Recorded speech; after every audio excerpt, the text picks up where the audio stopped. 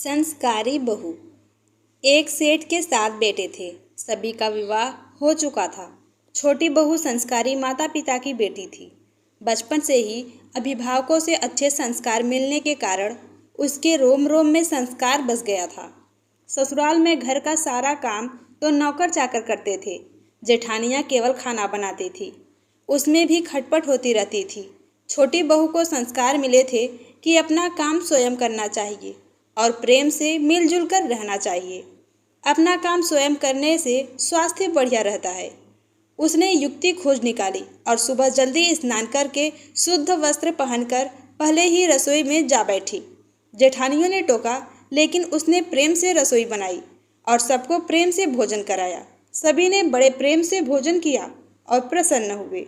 इसके बाद सास छोटी बहू के पास जाकर बोली, बहू तू सबसे छोटी है, तू रसोई क्यों बनाती है? तेरी 6 जेठानियां हैं, वे खाना बनाएंगी। बहू बोली, माँ जी, कोई भूखा अतिथि घर आता है तो उसको आप भोजन क्यों कराती हैं?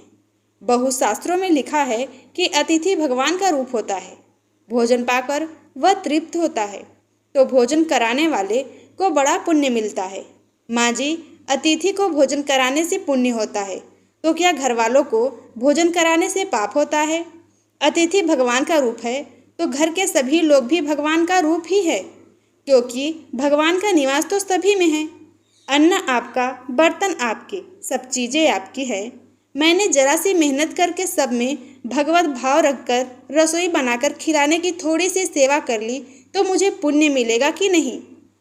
सब प्रेम से भोजन करके तृप्त और प्रसन्न होंगे तो कितनी खुशी होगी। इसलिए माँ जी, आप रसोई मुझे बनाने दें। कुछ मेहनत करूँगी तो स्वास्थ्य भी अच्छा रहेगा। सास ने सोचा कि बहू बात तो ठीक ही कहती है। हम इसे सबसे छोटी समझते हैं, पर इसकी बुद्धि सबसे अच्छी और बहुत ही संस्कारी भी है। अगले दिन सास सुबह जल्दी स्नान करके रसोई बनाने बैठ गई। बहू ने देखा तो बोली, माँ जी, आप क्यों कष्ट करती हैं? सास बोली, तुम्हारी उम्र से मेरी उम्र ज़्यादा है, मैं जल्दी मर जाऊंगी। मैं अभी पुण्य नहीं करूंगी तो फिर कब करूंगी? बहू में बोली, माँ जी, इसमें पुण्य की क्या बात है? यह तो घर का काम है। सास बोली, घर का काम करने से पाप होता है क्या? सब भूखे व्यक्तियों को, साधुओं को भोजन कराने से पुण्य मिलता है तो क्या घर वालों को भोजन कराने से पाप मिलेगा? सभी में ईश्वर का वास है। सास की बातें सुनकर सभी बहुओं को लगा कि इस बारे में तो उन्होंने कभी सोचा ही नहीं। यह युक्ति बहुत बढ़िया है। अब जो बहू पहले जाग जाती वही रसोई बनाने लगती। पहले जो भाव था कि तू रसोई बना, बारी बंधी थी, अब मैं बनाऊं, यह भाव पैदा हुआ तो 8 बारी बध गई, 2 और बढ़ गए। सास और छोटी बहू काम करने में तू कर, इससे काम बढ़ जाता है और आदमी कम हो जाते हैं। मैं करूं, इससे काम हल्का हो जाता है और आदमी बढ़ जाते हैं। छोटी बहू उत्साहित थी, सोचा कि अब तो रोटी बनाने में चौथे दिन बारी आती है, फिर क्या किया जाए। घर में गेहूं पीसने की चक्की थी, उसने उससे गेहूं पीसना शुरू कर दिया। मशीन की चक्की का आटा गर्म गर्म बोरी में भर देने से जल जाता है, उसकी रोटी स्वादिष्ट नहीं होती, जबकि हाथ से पीसा गया आटा ठंडा और अधिक स्वादिष्ट होता है और पौष्टिक होता है तथा उसकी रोटी भी स्वादिष्ट होती है। छोटी बहू ने गेहूं पीस कर उसकी रोटी बनाई तो सब कहने लगे कि आज तो रोटी का जायका बड़ा विलक्षण है। सास बोली, बहू तू गेहूं क्यों पीसती है? अपने पास पैसों की कमी है क्या? माँ जी, हाथ से गेहूं पीसने से व्यायाम हो जाता है और बीमारी भी नहीं होती। दूसरे रसोई बनाने से भी ज़्यादा पुण्य गेहूं पीसने से होता है। सास और जेठानियों ने जब सुना तो उन्हें लगा कि बहू ठीक ही कहती है। उन्होंने अपने अपने पतियों से कहा, घर में चक्की ले आओ, हम सब गेहूं पीसेंगी। रोजाना सभी जेठानियाँ चक्की में 2 से 2.5 सेर गेहूं पीसने लगी। इसके बाद छोटी बहू ने देखा कि घर में जूठे बर्तन मांजने के लिए नौकरानी आती है। अपने जूठे बर्तन खुद साफ करने लगी, क्योंकि सब में ईश्वर का वास है तो कोई दूसरा हमारा जूठा क्यों साफ करे। अगले दिन उसने सब बर्तन मांज दिए। सास बोली, बहू जरा सोचो, बर्तन मांजने से तुम्हारे गहने घिस जाएंगे, कपड़े खराब हो जाएंगे। माँ जी, काम जितना छोटा उतना ही उसका महात्म्य ज़्यादा। पांडव के यज्ञ में भगवान श्री कृष्ण ने झूठी पत्तलें उठाने का काम किया था। अगले दिन सास बर्तन मांजने बैठ गई। उन्हें देखकर सभी बहुओं ने बर्तन मांजने शुरू कर दिए। घर में झाड़ू लगाने के लिए नौकर आता था। एक दिन छोटी बहू ने सुबह जल्दी उठकर झाड़ू लगा दी।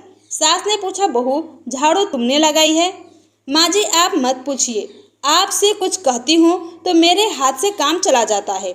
झाड़ू लगाने का काम तो नौकर का है, तुम क्यों लगाती हो? माँ जी रामायण में आता है कि वन में बड़े बड़े ऋषि मुनि रहते हैं। भगवान उनकी कुटिया में जाकर पहले सबरी की कुटिया में गए थे, क्योंकि सबरी रोज चुपके से झाड़ू लगाती थी। पंपा सरोवर का रास्ता साफ करती थी कि कहीं आते जाते ऋषि मुनियों के पैरों में कंकड़ न चुभ जाए। सास ने देखा कि छोटी बहू तो सबका लूट लेगी, क्योंकि यह सबका पुण्य अकेले ही ले लेती है। अब सास और सभी बहुओं ने मिलकर झाड़ू लगानी शुरू कर दी। जिस घर में आपस में प्रेम होता है वहाँ लक्ष्मी का वास होता है, और जहाँ कलह होता है वहाँ निर्धनता आती है। सेठ का तो धन दिनों दिन बढ़ने लगा। उसने घर के सभी स्त्रियों के लिए गहने और कपड़े बनवा दिए। छोटी बहू ससुर से मिले गहने लेकर बड़ी जेठानी के पास जाकर बोली, आपके बच्चे हैं, उनका विवाह करोगी तो गहने बनवाने पड़ेंगे। मुझे तो अभी कोई बच्चा है नहीं, इसलिए इन गहनों को आप रख लीजिए।